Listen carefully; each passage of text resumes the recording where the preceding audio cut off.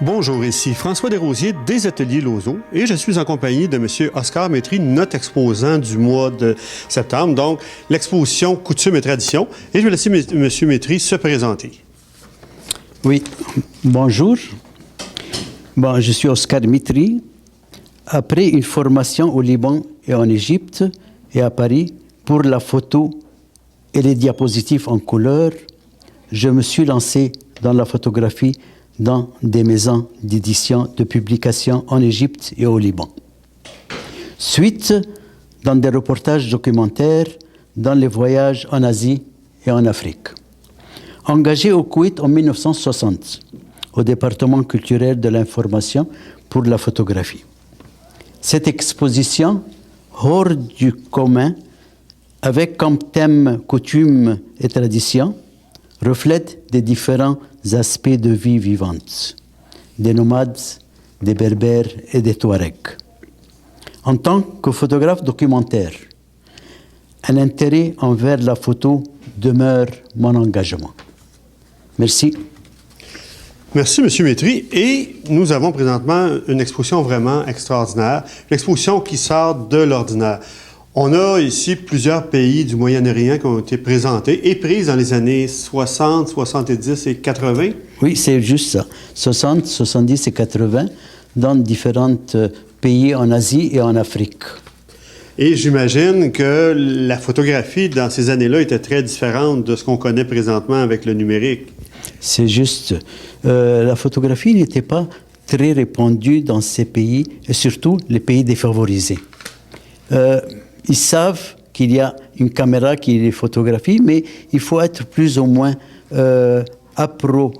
près d'eux. On va voir une interview avec eux, une conversation avec eux, avoir une confiance pour les photographier et leur donner ma confiance aussi pour accepter que je prends des photos, différentes photos, peut-être pas d'eux, mais tout autour, parce qu'ils craignent toujours les photos, ces pays défavorisés, qui ne s'attendent pas à beaucoup de photographes qui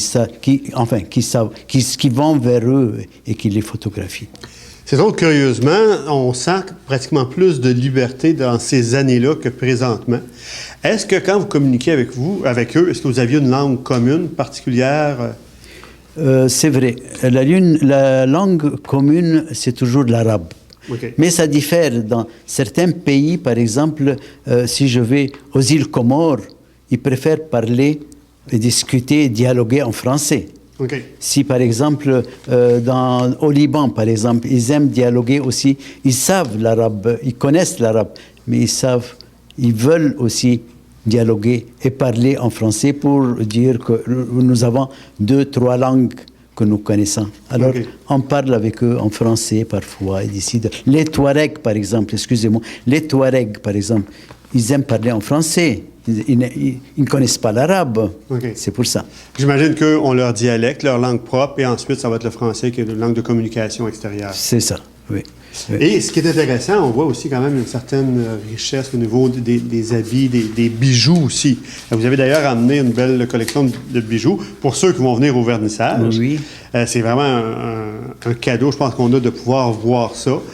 C'est une exposition, évidemment, toute faite avec du film. Vous avez fait ça en moyen format, si je ne m'abuse. C'est vrai, oui. Ces artisanats que j'ai recortés, mais que j'ai achetés dans différents pays, par exemple à Oman, au Yémen, en Arabie Saoudite, dans les autres pays, par exemple, comme en Algérie, au Mali, où j'ai été, à Tombouctou, quand il y a des artisans qui se présentent pour vendre ça, je les achète, pour une collection personnelle que je garde. Okay. Et vous travaillez là-bas pour certains magazines aussi, pour le gouvernement, je crois.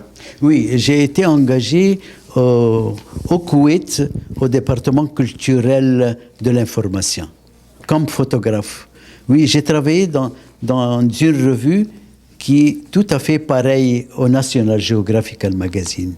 Et même en échange avec le magazine qui est publié au Koweït, ils avaient un accord avec le National Geographic Magazine. Et puis, j'ai été aussi invité à Washington au National Geographic Magazine pour une visite pour une semaine avec eux, qui m'ont montré beaucoup de sections photographiques, techniques avancées, que nous étions toujours en retard dans la photographie. Et vos photos, vous les avez faites, je crois, avec un Hasselblad, film noir et blanc, de façon assez traditionnelle. C'est vrai. Mon appareil était la meilleure que j'avais, à part que j'avais d'autres appareils comme le Nikon, mais c'était la Hasselblad que je prenais toujours parce que je voulais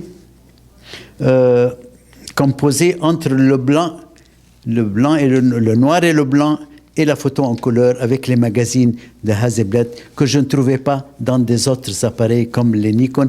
J'ai aussi utilisé la Leica 2, la Leica 3, c'est vrai. Et puis, je me suis toujours tendu ou accepté et ne pas prendre que la Hasselblad qui est ma préférence dans la photo. Et je vous comprends bien pour ça aussi. Donc, votre exposition a lieu du 13 septembre jusqu'au 9 octobre. Donc, il reste encore quelques semaines pour permettre aux gens de venir la visiter. Oui. C'est vraiment une très, très belle exposition. C'est un voyage dans un autre temps, dans d'autres coutumes. Je pense que ça nous apaise aussi de voir ces beaux paysages-là, de voir ces endroits calmes. Je vous remercie infiniment, M. Métry. Je vous en prie. Et j'invite tout le monde à venir voir cette très belle exposition. Je remercie les ateliers Lozo et son directeur François Desrosiers et les gentilles demoiselles, les coordinateurs Chantal, Isabelle Blanchette et Marisol Rodriguez. Je vous remercie beaucoup et on invite tout le monde à venir ici. Merci beaucoup. Merci beaucoup. Merci.